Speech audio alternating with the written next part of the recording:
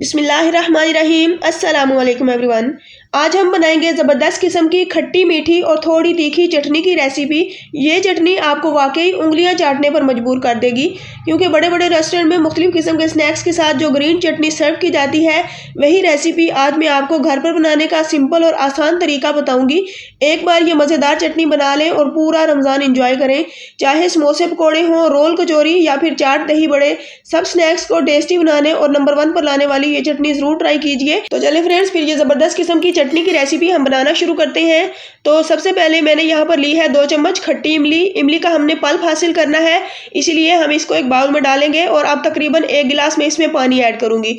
तो पानी ऐड करने के बाद फ्रेंड्स हम इसी चम्मच की मदद से इसको खोल देंगे, जिससे ये होगा कि इमली बहुत अच्छे तरीके से नरम हो जाएगी। और इसको हम इस तरह खोल कर तकरीबन आधे घंटे के लिए काउंटर पर ही छोड़ देंगे, जिससे ये पल्प आसानी के साथ हमें मिल जाता है।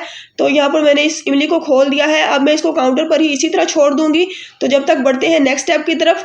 तो फ्रेंड्स, यहाँ पर मैंने लिया है पुदीना। तकरीबन 1 गड्डी मैंने पुदीना लिया है और पुदीने की तमाम पत्तियां मैंने उतार ली है और इसके साथ मैंने डंडियां नहीं ली। आपने भी बिल्कुल पत्तियां ही यूज़ करनी है, डंडियों का यूज़ नहीं करना। तो इसी के साथ मैंने 1 गड्डी हरा धनिया लिया है और हरा धनिया भी मैंने मोटा ही काट लिया है, क्योंकि हमने इसको ग्राइंड करना है, तो इसीलिए इनको मैंने रफली ही चॉप कर लिया है। इसके साथ मैंने हस्बे ज़रूरत हरी मिर्चें ली हैं और तकरीबन 4 से 5 जवे मैंने लहसुन के लिए हैं, जिनको मैंने छीलते हुए 2-2 टुकड़ों में डिवाइड किया है। तो यहाँ पर ये तमाम चीज़ें मेरे पास मौजूद हैं। इसके साथ साथ जो चीज़ें हम यूज़ करेंगे वो मैं आपको बताती जाऊँगी। तो यहाँ पर एक मिक्सी का जार लेंगे और सबसे पहले हमने इसके अंदर पुदीना ऐड करना है। तो फ्रेंड्स, मैंने इन तमाम चीज़ों को पहले अच्छे से वॉश कर लिया है। वॉश करने के बाद आपने इनको यूज़ करना है। तो पुदीना ऐड करने के बाद अब यहाँ पर हरा धनिया ऐड करते हैं। तो फ्रेंड्स, मैं यहाँ पर ग्राइंडर जार का इस्तेमाल कर रही हूँ। अगर आपके पास चॉपर हो तो आप चॉपर में भी इसको बारीक चॉप कर सकते हैं इंशाल्लाह, तो भी आपको शानदार रिजल्ट मिलेगा। अब यहाँ पर हरा धनिया ऐड करने के बाद हम हरी मिर्चें और लहसुन इसके अंदर ऐड कर देंगे। तो फ्रेंड्स, ये चटनी की ये रेसिपी इतनी ज़बरदस्त तैयार होगी इंशाल्लाह कि आपको वाकई उंगलियां चाटने पर मजबूर कर देगी। अब यहाँ पर खुश्क मसाला जात में तकरीबन 1 टीस्पून मैंने इसमें नमक ऐड किया है और 1 टेबल स्पून मैं इसमें डाल दूंगी साबुत जीरा। काला नमक मैं ऐड करूंगी तकरीबन ½ टीस्पून। अगर आप डालना चाहते हैं तो डाल दें, वरना इसको स्किप कर सकते हैं। और इसी के साथ तकरीबन 3 चम्मच भरकर मैं शक्कर ऐड करूंगी। अगर आप शक्कर नहीं डालना चाहते तो आप चीनी भी डाल सकते हैं। तो चलें, इसको हम करते हैं साइड पर, ले आते हैं इमली को। तो इमली यहाँ पर हमने तकरीबन आधा घंटा हो गया है इसको भिगो कर छोड़े हुए, और यहाँ पर ये देखें कितने अच्छे तरीके से नरम पड़ चुकी है। तो अब हम फ्रेंड्स हाथों की मदद से अच्छे से इसको मसलेंगे, ताकि इसका तमाम पल्प हम आसानी के साथ हासिल कर सकें। अगर आप इसको चम्मच की मदद से हिलाए जुलाएंगे तो इस तरीके से आपको ये सारा पल्प नहीं मिलेगा। बस आप हाथों की मदद से अच्छे से इसको मसलें तो इंशाल्लाह सारा पल्प आपको मिलेगा और इसकी तमाम गुठलियाँ और जैकेट्स 1 मिनट के अंदर अलग हो जाएंगी। तो यहाँ पर हमने इसको इसी तरह मसल कर तैयार कर लिया है। अब हम इसकी सारे बीज और इसकी जितने भी अंदर कचरा यानी कि वेस्टेज है इसको निकाल देंगे। तो अब हमारे पास ये इमली का प्योर पल्प आ चुका है, जिसको हम अपनी चटनी में यूज़ करेंगे। फ्रेंड्स, किसी भी रेसिपी के लिए जब आप इमली यूज़ करते हैं तो इमली को इसी तरीके से भिगो कर रखा जाता है और इसका शानदार पल्प इसी तरीके से आसानी के साथ हासिल किया जा सकता है।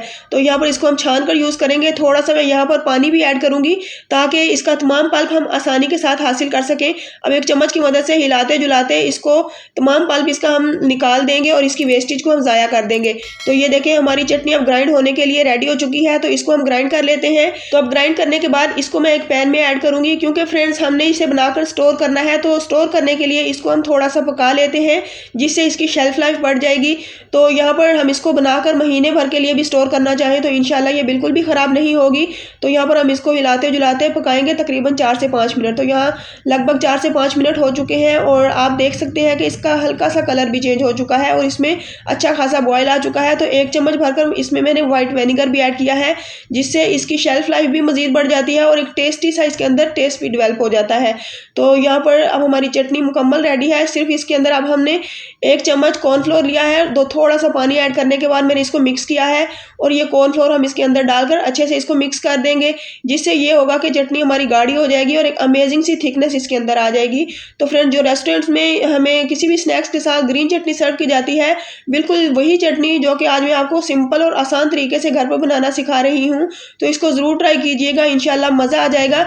बड़ी ही ज़बरदस्त किस्म की ये चटनी की रेसिपी जो कि आपके स्नैक्स को 4 चांद लगा देगी। चाहे समोसे पकौड़े हों, रोल कचौरी या फिर किसी भी किस्म की चाट हो, दही बड़े हों, तो उनके लिए आपकी ये ज़बरदस्त किस्म की चटनी अब रेडी हो चुकी है। तो बिल्कुल लास्ट में मैं इसमें तकरीबन 1 टीस्पून डाल दूँगी कुटी हुई लाल मिर्चें, जिससे आपको अमेजिंग फ्लेवर के साथ-साथ अमेजिंग लुक भी मिलेगी। तो इसीलिए मैंने ये इसके अंदर डालकर 1 मिनट तक हम इसको पका लेंगे। तो बस ये हमारी ज़बरदस्त किस्म की अब चटनी रेडी हो चुकी है। तो इसको हम ठंडा कर लेंगे और ठंडा करने के बाद फ्रेंड्स इसको आपने स्टोर किस तरीके से करना है ये भी मैं आपको बताती हूँ। तो जब तक हमारी ये चटनी ठंडी होती है, अगर आपको ये मेरी रेसिपी पसंद आए तो प्लीज़ मेरी वीडियो को लाइक करें, इसे ज़्यादा से ज़्यादा शेयर करें और मेरे चैनल आसान खाने को सब्सक्राइब कर दें, ताकि मैं आपके लिए इसी तरह मज़ेदार किस्म की रेसिपीज़ लेकर आती रहूँ। तो फ्रेंड्स गला ख़राब होने की वजह से बोलने में थोड़ी सी दिक्कत हो रही है, तो इसके लिए मैं आप सबसे माज़रत ख्वाह हूँ। तो यहाँ पर हमारी चटनी माशाल्लाह से अच्छे तरीके से ठंडी हो चुकी है।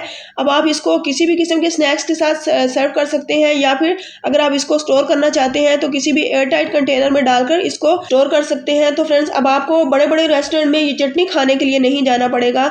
हर किस्म के स्नैक्स के लिए आपकी ये मज़ेदार किस्म की चटनी रेडी हो चुकी है, जो कि रमज़ानुल मुबारक में आपके दस्तरखान को चार चांद लगा देगी। तो फ्रेंड्स रेसिपी पसंद आए तो प्लीज़ इसे ज़रूर ट्राई कीजिएगा, खुद भी इंजॉय करें और अपनी फैमिली को भी इंजॉय करवाएं।